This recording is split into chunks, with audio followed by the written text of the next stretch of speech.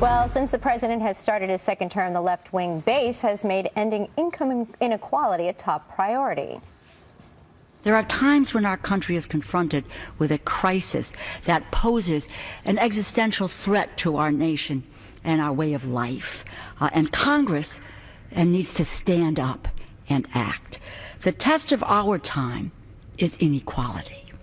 It is not too much to say that inequality threatens the continued existence of the middle class in America, and even the American dream itself. Okay, that was Democratic Congresswoman Rosa DeLauro on the House floor. Of course, what she doesn't mention is the fact that while she's talking about income inequality, she's worth up to $20 million. That's not fair.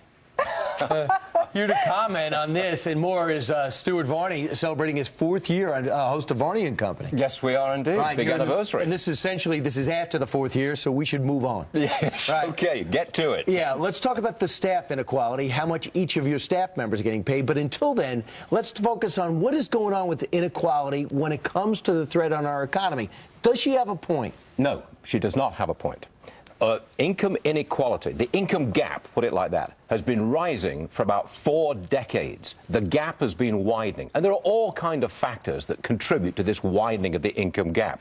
Ms. DeLauro there, she's staking out the Democrats' turf for this election year. She's saying income inequality is going to be the issue which we run on in 2014. There's a problem with that.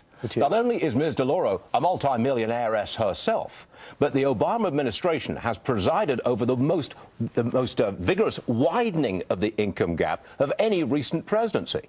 Between 2009 and 2012, the top 1% of income earners in the Obama years took 95% of all the extra income earned in America. 95% went to the top 1%. Right. How does that compare to past administration now presidents? says inequality, that's the big problem. That's threatening America. Sure, it's really taken are Obama's policies a threat to America, according to Ms. DeLauro? I mean, look at that, 95%. The top 1% in the year 2009 to 2012, their income went up 31%. Sure. The other 99%, their income went up 0.4%. So Right. how is their narrative? How can they run with this narrative when the facts simply don't back it up? Pure politics. It's pure politics. Beat up on the rich. It's all their fault. We will set things straight. Right. Even though the gap has widened during the Obama years. Right, and the part that makes it all politics, and that's why we're hearing a number of Democrats talk about income inequality and the rich are getting richer. Although the poor don't get poorer because the rich are richer. I mean, that's been proven. Right. But what it comes down to is this is their agenda, because they want, instead of the number one topic people are talking about, Obamacare, they want to distract people. And they want to say, don't look at Obamacare. Let's look at how people are getting screwed and not making a minimum wage. They're stoking division and anger at the rich. Look at those rich people running away with our money, leaving us behind. Let's do something about it. She seems like an unlikely spokesperson for that, though.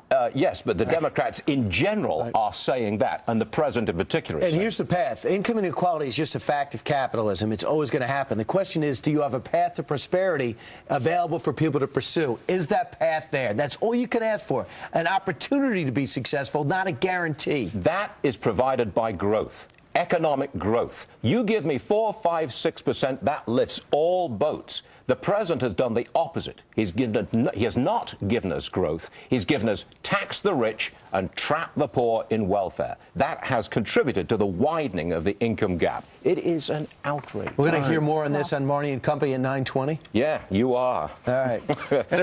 And apparently Stewart doesn't like being lectured by a millionaire Democrat congresswoman. No, I don't care for that. I can The real tell. crush really don't. of opportunity. Thanks, Stuart. Thank you, sir. Up next on the rundown, thousands of U.S. soldiers gave their lives to liberate Iraq.